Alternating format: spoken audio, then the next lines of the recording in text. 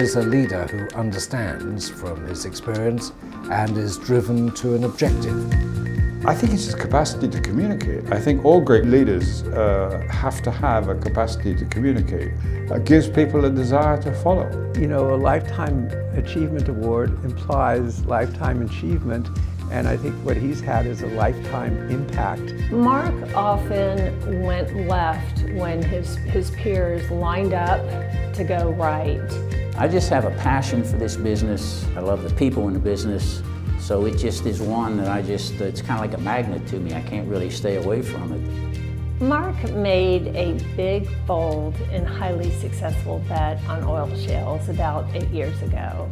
And this has disrupted the global energy balance. It made the U.S. a leader in global oil production. At the time we went into the oil shales, we were truly the only company that did it. And I saw enough kind of technical hints that the oil shale technology would work. And, you know, there was a bit of luck involved in it also. Setting up EOG as a remarkably successful company, one which really does far more than its scale suggests.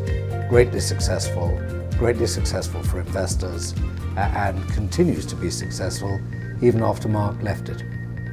EOG is the company that reapproached the development model in a way that probably no one else has managed to imitate so far. EOG was just an unbelievable company, and Mark played an unbelievable role in it.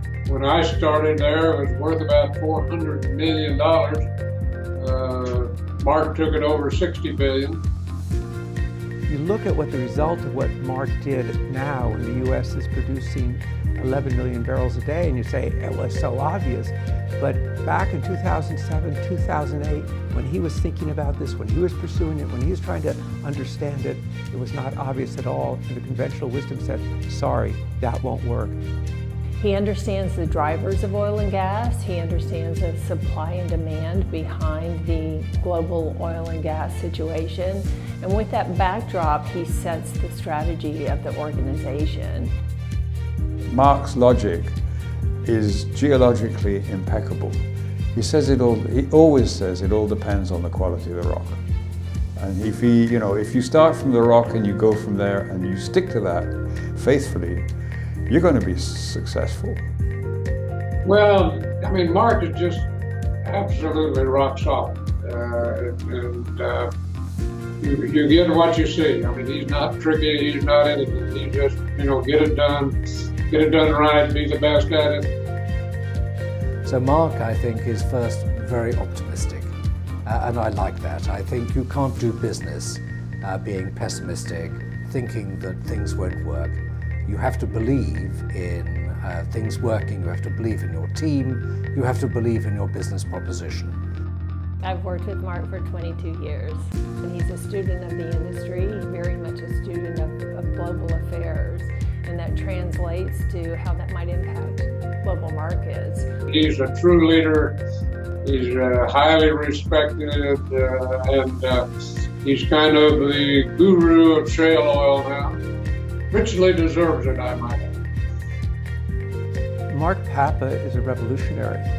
He changed the global oil industry. He took an idea that people thought wasn't possible, and he not only demonstrated that it was possible, but it turned out to be on a scale that no one imagined, and the consequence is we have a different global oil industry. The United States is now going to be the world's leading oil producer, which was unimaginable when he kind of had his brainstorm a little over a decade ago.